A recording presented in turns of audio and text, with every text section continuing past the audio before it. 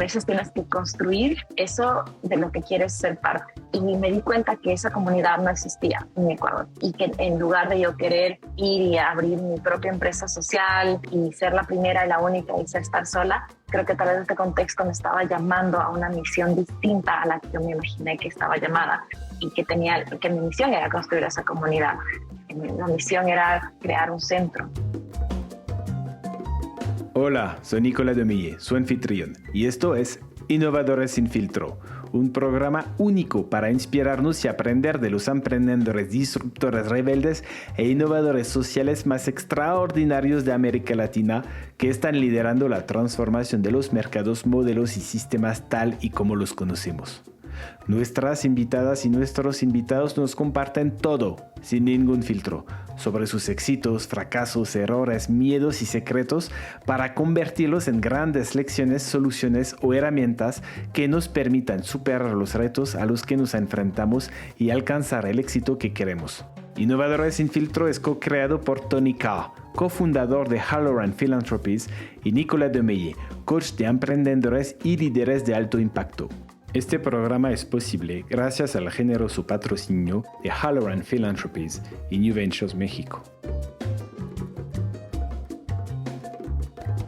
Nuestra invitada de hoy es Michelle Arevalo Carpenter, una emprendedora social al 100%. También es inversionista de impacto y abogada de derechos humanos. Michelle se desempeña como VP of Purpose de Betterfly, el primer unicornio social de América Latina. Antes, Michelle fue CEO y cofundadora de Impacto, una empresa basada en Quito que construye ecosistemas de impacto a través del coworking, programas de aceleración empresarial, consultoría en innovación social e inversión de impacto. Antes de hacer todo esto, Michelle fue abogada y trabajó muchos años con ONGs en todo el mundo.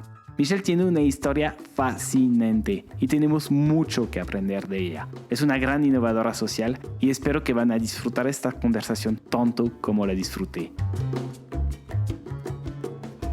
Hola Michelle. Hola Nicolás, ¿cómo estás? Qué gusto estar acá. Todo bien. Muchas gracias por estar acá, Michelle. La verdad me da un gusto muy grande porque te admiro mucho por todo lo que has logrado hasta ahora y creo que se vienen aún más logros en el futuro. Y quiero empezar esta entrevista contigo porque después de casi 10 años siendo CEO y cofundadora de Impacto, te has vuelto hace unas semanas Vice President of Purpose en Betterfly. Y la pregunta que te quiero hacer es, ¿cómo reaccionaste cuando te dijeron, Michelle, queremos que sea la VP of Purpose?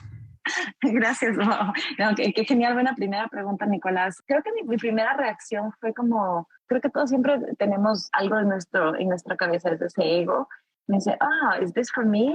¿Es un step up o un step down? ¿No? Tenemos un poquito una voz de juzgarse a uno mismo, ¿no? Y dices, ¿cómo puede ser CEO a VP? ¿No? Como que tenemos una vocecita medio juzgadora que nos dice si es que es una buena decisión, no basado en lo que es mejor, lo que para mí o lo que más me gusta, sino en lo que otros dirían, ¿no? Y creo que eso fue mi primera reacción. Y creo que las primeras reacciones casi nunca son las que te permiten hacer ese doble clic y decir, wow, pero podría ser esto algo increíble, podría ser esto una oportunidad de, no sé, de generar más impacto, más a nivel regional. Y creo que en ese momento fue que dije, bueno, voy a dejar de lado mi primera reacción juzgadora, autojuzgadora primero, y evaluar esta oportunidad como una oportunidad de verdad por sus méritos. Y claro, el momento que yo ya dejé de pensar solo en mí, ¿no?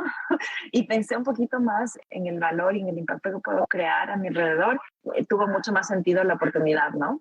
Entonces ahí nada, pues obviamente súper emocionada porque me encanta que sea un reto de ser una VP of Purpose de América Latina donde estos títulos pues no se dan muy a menudo. ¿Y qué significa VP of Purpose? Bueno, estoy descubriéndolo día a día, creo. Pero creo que el concepto principal es el velar porque el propósito esté presente en como que embedded. No sé si la palabra en español es de embedido, pero digamos embedido. No voy a dar permiso de inventarme una palabra. Entonces es una empresa grande ya, ¿no? Son más de 600 personas. Cada una viene pues con su propio caminar, con su propia historia de vida, con sus propios objetivos. Pero creo que todos tenemos algo en común, que es algo que nos atrae mucho, es ser parte de este propósito de una empresa, digamos, que quiere cambiar las cosas para América Latina. Entonces asegurarme de que esa promesa de valor se cumpla, para todos los que trabajamos casa adentro y para todos los que son nuestros clientes casa afuera. Y ojo, es un tall order. Eso significa que en este momento estoy muy enfocada en entender cómo puede estar el propósito presente en todo lado de la empresa sin que me necesite a mí, ¿no? Y eso es un lindo reto. Casi te estás planeando tu salida. No, no. Bueno, pues puede ser. Creo que siempre a todos los, o sea, he trabajado mucho en ONGs, en causas, en fundaciones, en el sector filantrópico y siempre que uno se encuentra con algún líder de muchos años, décadas de experiencia o de mucha sabiduría, generalmente te dicen que el objetivo de una persona que trabaja en temas de impacto es hacer que su trabajo sea obsoleto, ¿no? Entonces, en ese sentido, sí, estoy planificando que el trabajo de VP of Purpose sea obsoleto y que no sea necesario, pero en este momento obviamente lo disfruto mucho porque creo que puede generar también una hoja de ruta para muchos otros que vengan después de mí en otras empresas similares cuando esto ya sea un movimiento y no un tema de pocas empresas que lo están liderando. Entonces, Michelle, cuéntanos un poquito de tu historia hasta llegar así a ser VP of Purpose, pero antes creaste Impacto, fuiste CEO muchos años y tienes una carrera en el desarrollo internacional, ¿no? De muchos años. ¿Cómo llegaste ahí? Quizás, ¿de dónde salió este purpose que tú tienes, ¿no? De cambiar el mundo. Ay, gracias. Qué buena pregunta. O sea, creo que lo que te podría contar es tal vez mi historia en 3 capítulos, ¿no? Entonces, creo que el primer capítulo es la Michelle que nació y creció en Ecuador, en una familia de clase media. Somos 3 hermanas, muy, muy apegadas a nuestra mamá. Nosotros, creo que una persona que también yo tuve muchas oportunidades en la vida y muchos privilegios y también suerte. La suerte también juega mucho en esos lados de poder tener acceso a una educación que me permitía aprender inglés y estar muy de cerca de gente que había estudiado fuera de Ecuador, que había pensado en una carrera global. Y claro, en mi medio nadie más lo había hecho. Entonces me inspiró mucho para mí entender que yo podía tal vez construir mi propia vida en otro país.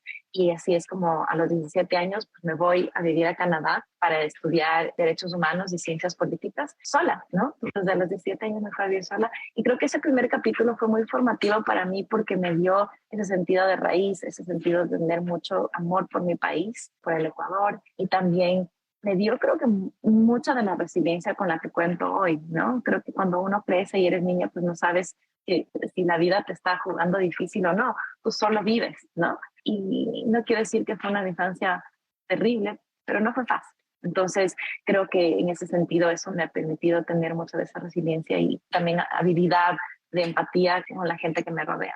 Entonces, el primer capítulo. ¿Y el segundo capítulo?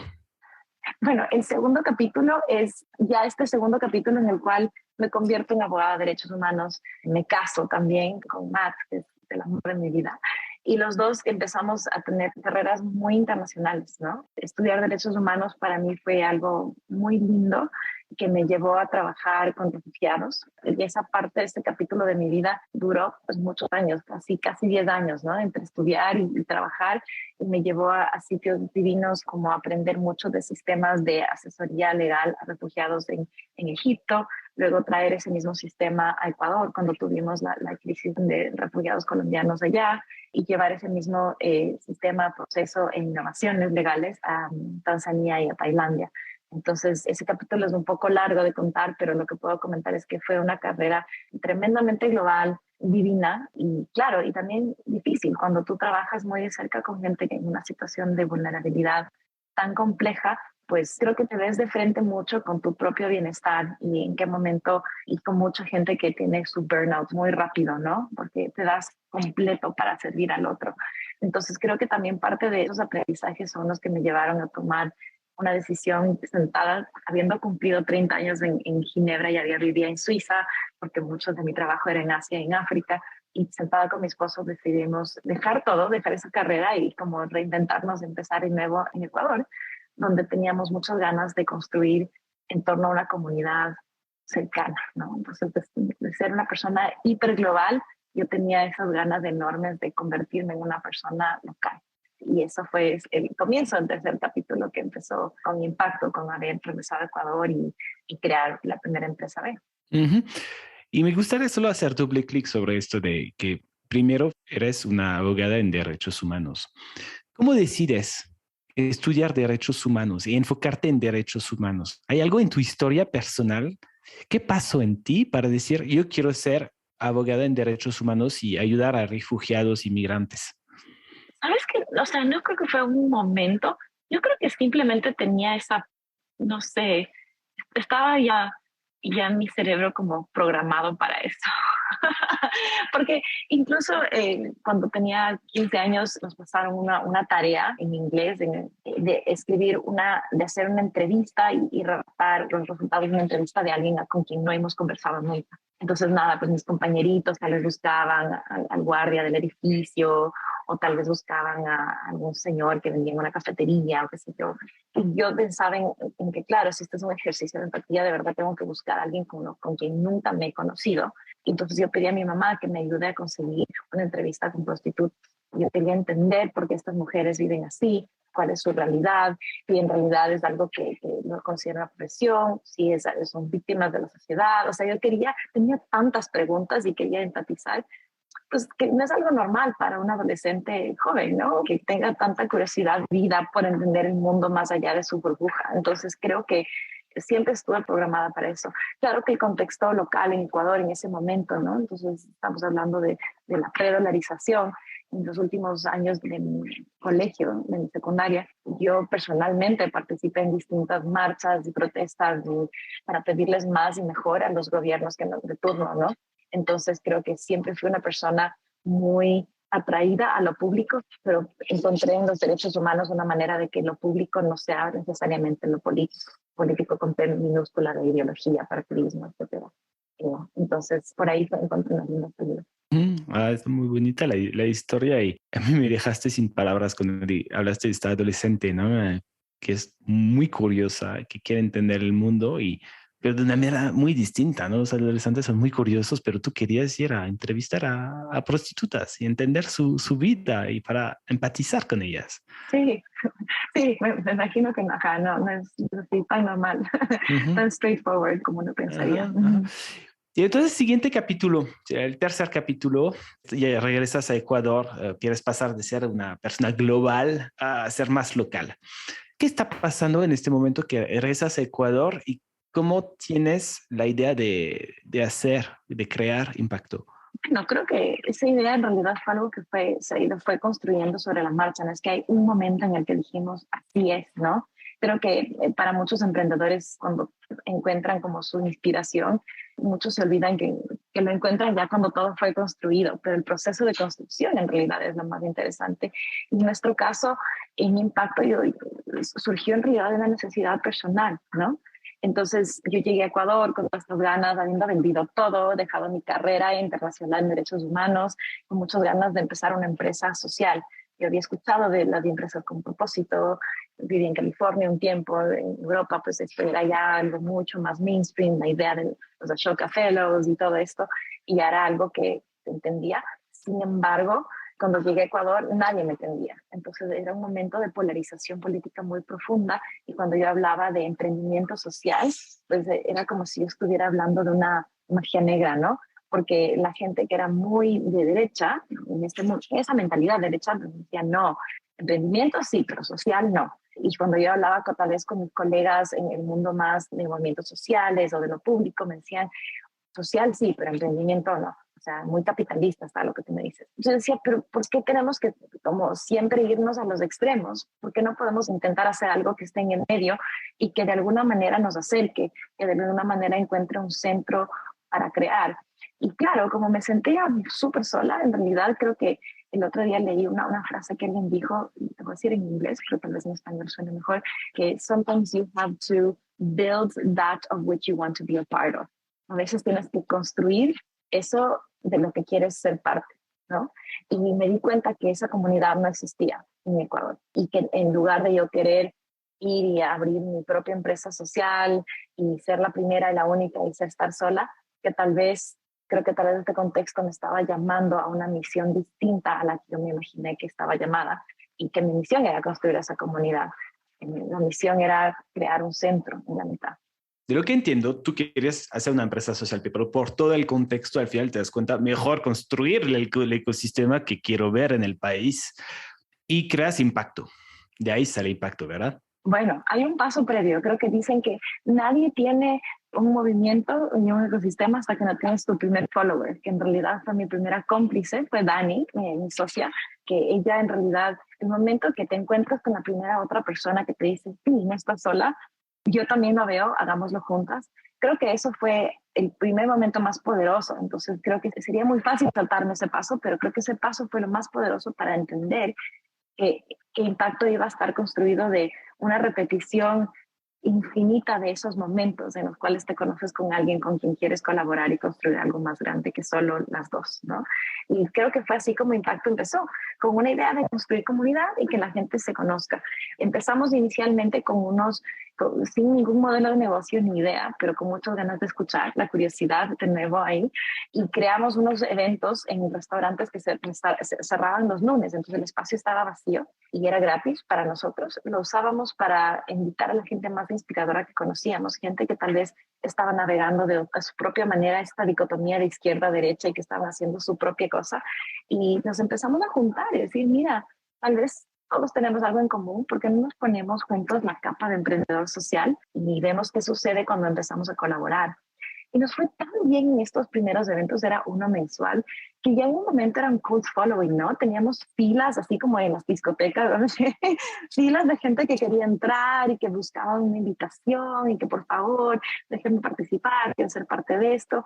Y creo que en ese momento sabíamos que teníamos algo muy mágico en nuestras manos, porque era la gente la que nos buscaba y nos pedía más. Y fue en ese momento, creo que tal vez pues, unos 6 meses de eventos que habíamos hecho constantemente. En ese momento y con esa paciencia esperamos a que la comunidad sea la que nos pide nuestro primer modelo de negocio, que fue un espacio de coworking. Convertir esos eventos ese sentimiento de comunidad en un espacio permanente. Y así fue como empezamos con el coworking, no como una oferta de valor de una oficina más barata o oficina compartida, sino más bien nuestra oferta de valor era comunidad, donde te vas a encontrar con la gente con la que comulgan tus valores. Entonces, así fue como empezó Impacto Coworking y luego obviamente fue creciendo y ahora tenemos 5 espacios de coworking en Ecuador y somos la red más grande de coworking del país. Y muchas gracias por hablar de Dani y luego quizás de Caro, de Justin, pero al inicio lo que me llama mucho la atención es que no existía nada en emprendimiento social en Ecuador y hasta yo creo que casi palabra emprendimiento era algo poco nuevo, ¿no? Y ustedes, tú y Dani, hicieron algo totalmente revolucionario. No solo, y porque es emprendimiento social y además son mujeres, que en este momento, hace 10 años, era ver una mujer emprender era algo también súper escaso, ¿no? No pasaba tanto tiempo. ¿Qué barreras ustedes como mujeres tuvieran que enfrentar para tener el éxito que han tenido? El lente de género siempre es algo que es interesante ponérselo, pero es difícil hablarlo, porque creo que siempre tenemos un poquito de miedo de que digan, crees que eres víctima, hay otros peores, ¿no? Entonces, como que no quiero, creo que el lente de género es difícil ponérselo porque uno tiene ese miedo de victimizarse, ¿no? Pero de todas maneras las barreras siempre están ahí, o sea, creo que cuando uno, por ejemplo, en los primeros inicios de Impacto, los que estábamos construyendo sistemas en Ecuador éramos pocos, había una iniciativa muy linda en Quito, la ciudad de Quito, había una iniciativa interesante, tal vez ambiciosa, pero que pues no tuvo éxito, que era liderada por el gobierno central, y mucho dinero siendo lanzado a temas de emprendimiento. En ese momento el financiamiento era escasísimo para nosotros, o sea, no teníamos las redes, no estábamos en el Boys Club que se reunían entre ellos, eran como emprendedores, hacían eventos solo entre ellos y en ese momento, por ejemplo, tener un panel de todos hombres, pues no era escandaloso, ¿no? Y todos, entre ellos, siempre se invitaban entre ellos. Había algún financiamiento, se avisaban entre ellos. Entonces creo que sí nos sentíamos un poquito las outsiders en ese sentido y nos tocó, creo que, ser muy apegadas y fieles a que nuestra perspectiva de emprender, mientras estamos construyendo un ecosistema, está premiado no por cuánto capital levantas, sino por cuánto tus clientes te adoran. Y eso es lo que nos permitió validarnos a largo plazo para conseguir un inversionista que creía en esto y que entendía la importancia de trascender todo, digamos, lo que digo, el circo de la innovación y dedicarse de verdad a quienes están preocupadas y obsesionadas todo el tiempo por generarle valor a sus clientes, que eran nuestros emprendedores, nuestra comunidad. Está increíble lo que acabas de decir nosotros creemos que lo que al final debe de ser valorado es cuántas personas te adoran y no el capital que estás levantando, que Ujú. en el mundo del emprendimiento en general, en América Latina, en el mundo hasta hace poco era al revés, ¿no?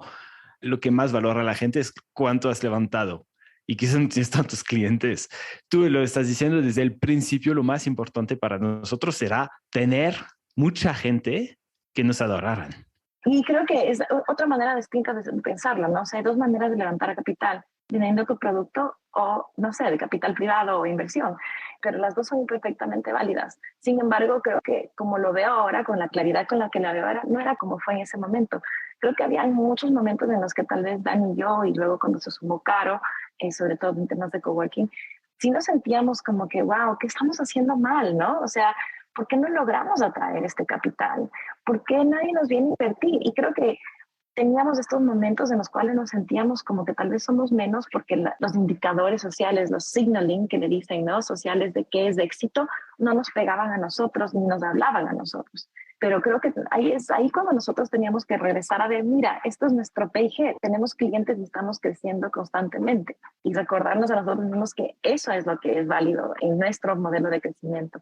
Ojo, no estoy invalidando los modelos de crecimiento exponenciales, son súper importantes y claves para el ecosistema de emprendimiento, pero no deberíamos nunca, no sé, perder el norte de que cuando tú emprendes lo estás haciendo porque hay algún usuario al que le estás resolviendo un problema y que si no tienes clientes, pues entonces no estás resolviendo un problema, ¿no? Bueno, tu historia suena como una historia de sueño, ¿no? Cuando lo vemos así, aunque ya nos contaste un poco de las barreras que tuvieron que enfrentar con Denny cuando empezaron a Impacto, me gustaría escuchar un poco lo que tuviste que sacrificar tú. Yo no sé, yo creo que al comienzo tuve que sacrificar mucho, creo que los primeros 4 años tal vez, tuve que sacrificar mucho mi salud, ¿no? Un poquito, o sea, salud física, como que esos primeros 4 años yo gané muchísimo peso, no hacía nada de ejercicio, trabajaba pues las 12, 14 horas. Y creo que, claro, ojo, igual fueron años divinos, pero creo que me miraba atrás, yo pienso que hubiéramos logrado lo mismo si hubiéramos tenido, o más tal vez, como más claridad, si hubiéramos tenido más balance. Creo que eso, o sea, no sé, ¿no? Son tardes sacrificadas, no sé, tardes de almuerzo con los abuelitos que sucedieron porque estaba trabajando. Y creo que en ese proceso de trabajar demasiado también, creo que yo perdí un poquito de mi capacidad de mostrarme vulnerable. Creo que justamente por estas barreras que te comentaba, que sentíamos que somos de las pocas mujeres, no logramos romper barreras, ¿no? O sea, estábamos en ese momento como nos sentíamos muy outsiders del movimiento. Creo que eso me hizo sentir como que más bien tenía que tener una cara muy, muy dura frente al emprendimiento y a lo que tenemos que sacar adelante, ¿no? Entonces, por suerte, digo por suerte, ¿no? Porque todo tiene un sentido en la vida. Y yo pude salir de un luto muy duro que me tocó a mí cuando Mati y yo perdimos a nuestra hija, que me dio un nivel de profundidad que no había sentido por muchos años. Y ese shock inicial, que fue muy duro, tuve la suerte de poder salir de eso con una profundidad nueva, un sentimiento de humanidad más claro y un balance de vida mucho más determinado. Y claro, una pena que haya tenido que suceder algo tan duro en nuestra vida para que yo pueda, ¿no?, darme cuenta que estaba perdiendo el balance, pero creo que salir de este grief, ¿no?, de este proceso tan duro de dolor, sin tener miedo a ser vulnerable, fue enorme para poder llegar a un siguiente nivel de liderazgo que me permita dejar ir, delegar, empoderar a otros y pensar en una comunidad como algo que es más expansivo que limitado, ¿no? Wow, como papá, empatizo mucho contigo. No me puedo imaginar el dolor que sentiste y que agradezco mucho que lo estás mencionando y comentando hoy y también de todo lo que aprendiste sobre ti. Casi tu purpose a partir de este momento, como creo que es a mí me inspira, a ver, me saca un poquito de una onda, pero muchas gracias por esto. Y antes de que nos dijeras todo esto, estabas comentando de cómo no querías enseñar tu vulnerabilidad. Y me estaba preguntando, ¿qué hubiera cambiado para ti si hubieras empezado a enseñar más su vulnerabilidad? Eh, Antes, creo que tal vez Qué buena pregunta. Creo que tal vez hubiéramos podido conectar de otra manera con quien nosotros en este inicio sentíamos que eran como nuestra competencia o tal vez hubiésemos podido conectar de otra manera con quien sentíamos que nos excluían, ¿no?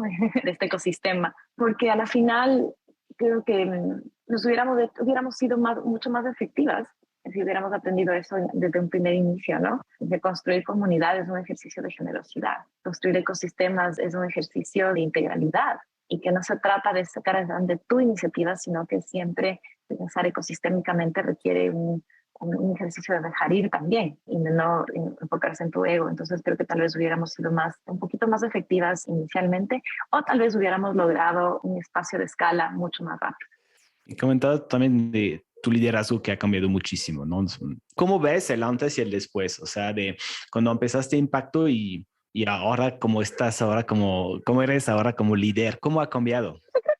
Ojo, también hay cosas que nunca cambian. O sea, creo que las cosas que nunca cambian y que creo que a la final estoy muy apalancada y muy enfocada es que claro, mi liderazgo siempre ha sido, primero que todo, transparente. O sea, estoy hablando de transparente en números, en toma de decisión, en procesos, ¿no? Y creo que eso a la final era mi manera de empoderar a la gente. Tal vez ahora soy más efectiva en empoderar a la gente teniendo también conversaciones de otro tipo de transparencia personal, que es mostrar una debilidad, porque eso invita a otros a tener confianza, ¿no? Entonces, creo que el mismo principio de instinto que tenía yo antes de generar confianza mediante la transparencia financiera, por ejemplo, ¿no? Que también es un ejercicio de vulnerabilidad, pero pues, no personal. No sé, como que llega a otro nivel cuando también te pones a ti mismo sobre la línea, ¿no? Y eso es lo que ha cambiado. O sea, creo que no es un cambio de 180 grados, es más bien un cambio de escalinata, ¿no? De cómo mejorar, digamos, los valores de liderazgo que yo ya siempre he tenido. Que sí, escucho que cada vez fuiste una líder con más profundidad, no sé si te suena, pero así expresando más tu vulnerabilidad. Eso sí, exacto. Yo siento que tal vez dio mucho más profundidad a mi liderazgo, ¿no? Y a los valores de liderazgo que siempre tenía, pues le dio ese nuevo nivel de profundidad. A ver, me gustaría entender también cómo fue el proceso de transición, porque dejar Impacto, sigues fundadora y sigues accionista de Impacto, pero ya no estás operando. ¿Cómo pasa este proceso de transición y cómo lo has vivido? Uy, creo que pasa en muchos momentos, ¿no? Creo que pasa cuando conozco a una señora genial, admirable, una mentora mía que trabajó por muchos años en el mundo de refugiados, en mi previa carrera, y le veo a ella trabajar en la organización que ella fundó toda su vida. Ella murió hace algunos años y saber que al final su carrera y todo el trabajo y las vidas que ella salvó, pues al final fueron lo que le mató a ellos. A la final ella vivió y ella y su misión y su trabajo vivieron y murieron con ella. Y claro, es ahí cuando yo me pregunté, ok, ¿qué quiero hacer con el trabajo de mi vida? ¿No?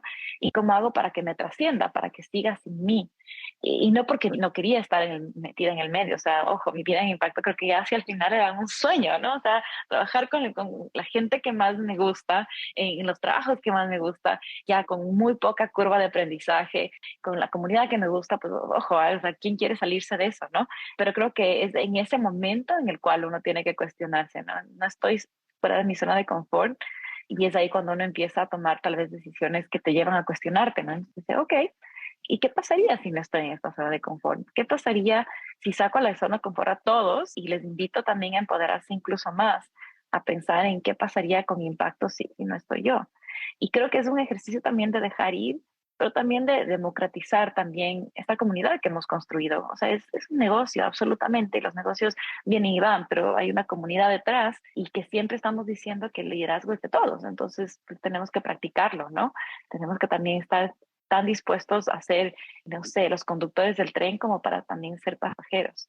Entonces creo que ha sido lindísimo este proceso de poner pues, mi propia carrera, digamos, en el medio de este experimento para ver qué pasa y observarlo pues, sin juzgamiento, sino más bien con mucha esperanza, ¿no? Qué interesante de ver cómo te retas a ti misma, ¿no? Estás en tu zona de confort y dices, pues, no, ya, ¿qué más puedo hacer? Y a ver si puedo no solo retarme a mí misma y también con mi salida retar a los demás. Bueno, pues sí, ¿no? Sí, pero creo que no es solo retar por retar, pero también es un tema de que si de verdad sentimos que estamos haciendo un cambio en la vida de la gente con el trabajo ecosistémico que hacemos en Impacto en Ecuador, en América Latina, pues entonces tenemos también la responsabilidad de generar los canales para que ese trabajo escale y que llegue a más gente. Y que mejor que salirse del medio, ¿no? De dejar de ser ese cuello de botella. Invitar a otros que te piensen de manera más grande, tal vez, ¿no? Y que no estén que no tengan el mismo bagaje de haber arrancado, que cuando uno empieza, ¿no? Cuando empieza algo estás como siempre muy arraigada a la raíz, muy cerca a cómo eran las cosas cuando iniciaron, cuando eran chiquitas, pequeñas y manejables, ¿no? Pero casi que se necesita una persona que más bien venga de otra mentalidad para que imagine que lo que se ha construido ahora va a llegar hacia otro nivel. Y creo que sí son diferentes mentalidades. No solo lo digo yo, escuché a alguien que decía que las habilidades que se necesitan para llevar algo de 0 a 1, de no existente a existente, son distintas a las que se necesita para llevar algo de 1 a 100. Y siento que también es eso, es también tener la humildad de decir, ok, mis habilidades no son de los dos lados. A mí me encanta empezar cosas nuevas, pero ya administrarlas, ver cómo crecen y todo, pues con mucho gusto me puedo dedicar, pero no es donde mis ojos brillan, ¿no? Y creo que está más de ese lado. Pero en tu nuevo rol no estás, de lo que entiendo, ¿eh? Y perdona si me equivoco, pero no hiciste el 0 al 1 con Betterfly. Tú estás más en el periodo del 1 al 100 y enfocado en una una parte central Sí. de la empresa. Y yo lo veo de otra manera. Creo que el rol de VP of Purpose es del 0 al 1 en esta nueva etapa de la empresa, ¿no?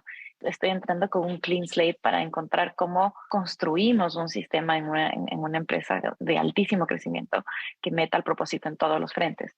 Entonces, es ese aspecto del 0 a 1 que me interesa, ¿no? Pensar cuáles son las estructuras, cuál es la lógica, qué tipo de equipo necesitamos, cuáles son los benchmarks, uno. Y dos, ojo, también estamos en 0 a 1 de mil maneras, porque siendo el primer unicornio que es empresa de social de América Latina, estamos rompiendo todo tipo de paradigmas todo el tiempo. Y creo que ese es el aspecto de 0 a 1 que me interesa en este nuevo reto. Es interesante porque para muchos emprendedores yo creo que ser unicornio sería casi el 100, ¿no? Estar en el 1. Bueno, creo que el 100 sería que todos los unicornios en América Latina tengan propósito y se propongan mejorar a nuestra región en impacto ambiental y social. Todo depende de dónde le pongas el punto final, ¿no? Exacto. Y justo en esto te quiero preguntar, y es una pregunta que a Tony, a mi socio, le encanta hacer, es, ¿cómo defines el éxito para ti? Creo que va por ahí a nuestra respuesta previa, ¿no? Creo que mucha gente piensa que el éxito es un punto final, ¿no? Es en donde terminaste. Y claro, pues, o sea, todos terminamos, todos tenemos mortalidad, todos tenemos que acabar nuestra vida en algún punto. Pero creo que el éxito también está en el camino, ¿no? No en ese punto final, sino en esas vidas que llegas a tocar, en los aprendizajes que llegas a tener con la gente y en dejar las cosas mejor de las que las encontraste. Creo que eso en sí es el éxito, ¿no? Creo que es tan contextual, pero yo sé que esté donde esté, mi punto de medición es si de verdad estoy moviendo la aguja hacia un mundo más equitativo y a un mundo que honre más a esta madre tierra. Y esté donde esté, no sé, puedo trabajar como abogada de derechos humanos en prisiones, en una empresa enorme, en una empresa chiquita, porque todos a la final tomamos decisiones que o nos acercan a esa visión de un mundo más equitativo y que honre la madre tierra, o no. Y tomando esas decisiones día a día y ayudando a que otros tomen las decisiones, digamos, correctas en ese sentido, es de eso lo que yo consideraría éxito. No, no es un punto final, pero es un proceso. Entonces has sido exitosa desde hace muchísimos años. eh, sí, si me mido con esa barra, hago el ejercicio diario de poder lograr ese nivel de éxito, al menos. Me gustaría invitarte a hacer un pequeño ejercicio de proyección hacia el futuro. Ok. Imagínate que vamos a dar un video para la futura Michelle en 10 años. ¿Qué consejos le darías a esta futura Michelle? ¿Qué quiere que ella sepa de ti? ¿Y cómo ves tu futuro en 10 años?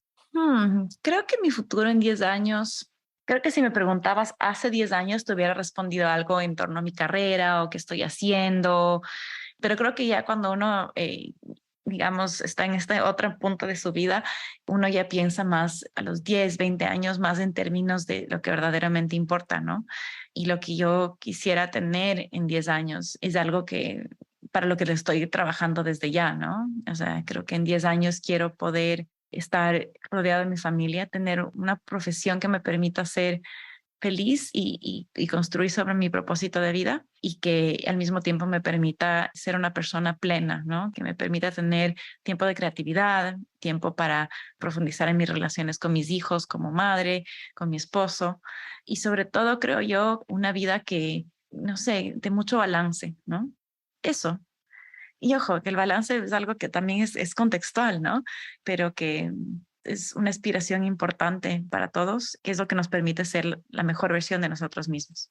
¿Y qué consejos le darías a la Michelle de 10 años más adelante? Ah, consejos le daría? Ujú. Que medite más, que no esté todo el tiempo arriba en su cabeza pensando que no esté todo el tiempo en su cabeza pensando sobre qué puede estar mal o que escuche menos a estas voces decidoras o juzgadoras, que recuerde a qué voces escuchas es también una decisión. Eso le diría de consejo.